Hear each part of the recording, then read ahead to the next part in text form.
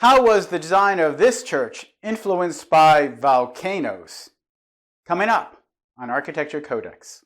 Architecture Codex. If you want to see more, subscribe.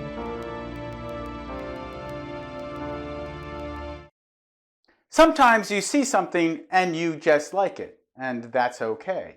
But when it comes to architecture, I want to discover why I and other people just like it. I first saw photographs of the Hallgrimskirkja Church in Reykjavik, Iceland, and my reaction was overwhelmingly positive. There was an intriguing mix of historic Gothic vaulting and modernist form, some say brutalist, with the concrete pillars that stretch out from the church on the front facade. And I was surprised it was so new, completed in 1986, as it had the grandeur of many older Gothic-style churches. I knew I wanted to see the church for myself, but I never actually ever pictured going to Iceland. I first learned of Iceland in 1972 as my siblings and I watched the coverage of the Bobby Fischer-Boris Spassky Championship chess match that took place in Reykjavik. And while Shelby Lyman hosted the studio experts in New York, we would get telephone reports from Reykjavik given by a faceless person we only knew as Omar. When I recently got to Iceland, I knew I would make a trek to the church, and I remain impressed. The form of the rising tubes seemed to look like an organ pipe, confirming the concert nature of the church. But I went on to understand a little bit more about Iceland's volcanic history, and I discovered something even more profound about the design. And since then, written accounts have confirmed that my observations were correct. Then, perhaps to fully understand the nature of this church design, one has to review the geological history of Iceland.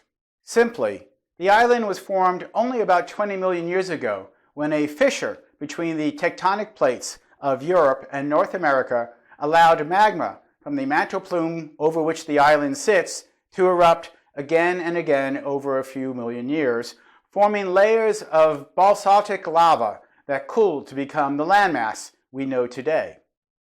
The island is still a volcanically active area, and the tectonic plates of Europe and North America continue to separate at about 1 inch per year. The result is a 25 million acre island with active volcanoes, geysers, massive glaciers, fjords, and many other geological and geothermic manifestations. The ocean and birds brought organic material and life sprouted.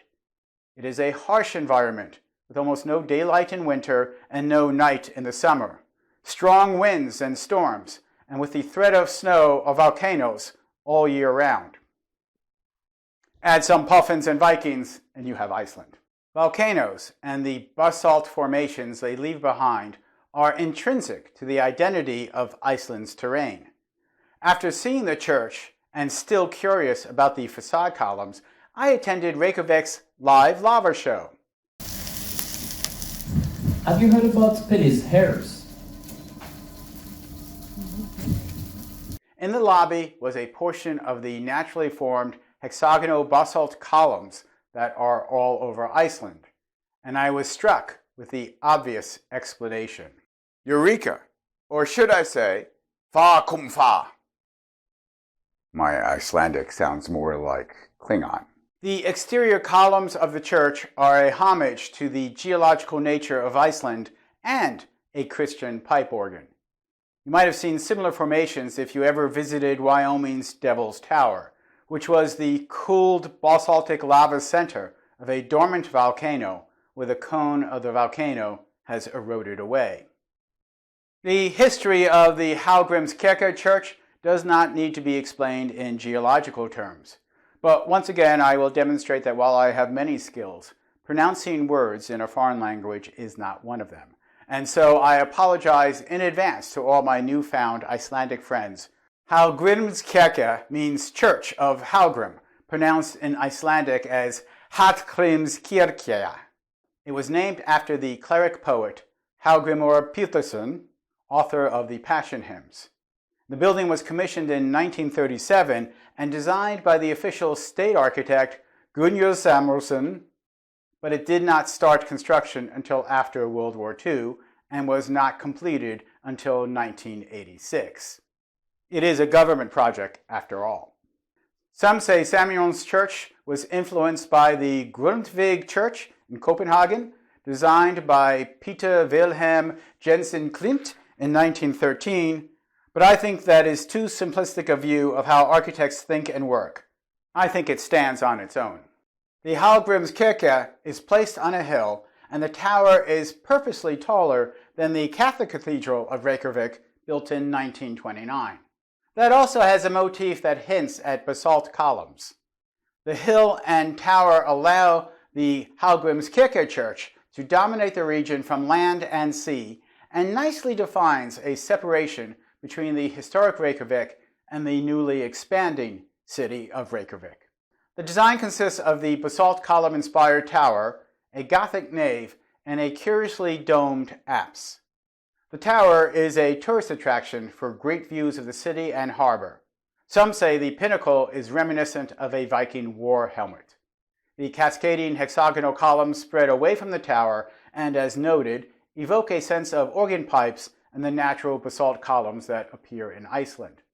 But they also surround the support spaces for the church, defining them using this concrete palisade. The entry door and the nave are simple Gothic vaults. At this point, it is an affected historic reference to make sure everyone knows this is a branded Christian church. The apse is domed with another form evocative of a Viking helmet, whimsically recalling domed churches.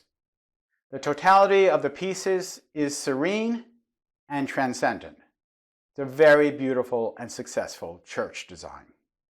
I read a few years ago that many Scandinavian governments fund the Lutheran Church, including new church construction, and that the annual government construction fund was just too lucrative to the building industry for anyone to develop enough political power to stop building government-funded churches, even though church attendance had dropped off significantly. For this reason, and to make the churches more pertinent, many are designed to be community centers or concert halls, in addition to being a church, and that seems to be the case here.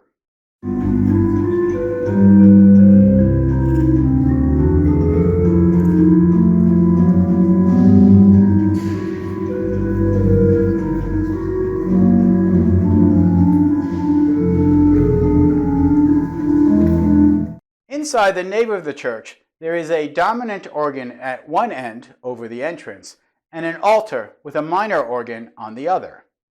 The backs of the pews, or seats rather, flip so that they can face either direction, one way for a religious service, the other for an organ concert. You can see from the church's website that many social and cultural events occur here, such as dances, choirs, and other performing arts. This is actually a very old Christian tradition, when churches were the social, creative, and religious centers of their towns, while they could also serve as citadels in troubled times. Even with the harsh climate and geological dangers, the country of Iceland has managed to thrive.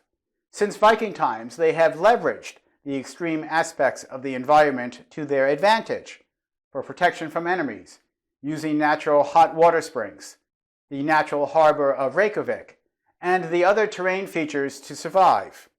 In the last 20 years, there has been an economic boost as they promoted a tourist industry going from 50,000 visitors a year to over 3 million. The population of Iceland at 300,000 during the same time grew to about 400,000, with most of the new people being immigrants. This time, the harsh and varied terrain has been leveraged as adventures for world travelers. In all cases, the people of Iceland have adapted their architecture, their food production, their governance, their clothing, and their customs to fully address the severe climate and terrain. They do more than survive, they thrive. And so the things that frighten people from more temperate zones of the world are simply everyday life to them. The Icelanders prepare accordingly. It reminds me of a motto a Scandinavian client of mine once told me. There is no such thing as bad weather, only bad clothing. I'm Michael Molinelli, and this is Architecture Codex.